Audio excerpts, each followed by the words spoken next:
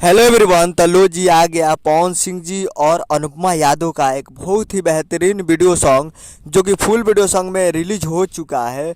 और इस गाने को लिखे हैं प्रिंस प्रियदर्शी जी और इसमें म्यूजिक दिए हैं प्रियांशु सिंह जी और इसे गाए हैं पवन सिंह जी और अनुपमा यादव जी, जो कि आपको स्क्रीन के ऊपर दिखाई दे रहा है, जो कि फुल वीडियो सॉन्ग में रिलीज हो चुका है। और इसका टाइटल है लियाइब जाके सौतीन, जिसका टाइटल है लियाइब जाके सौतीन। और फुल वीडियो सॉन्ग में आज सुबह सुबह रिलीज़ कर दिया गया है।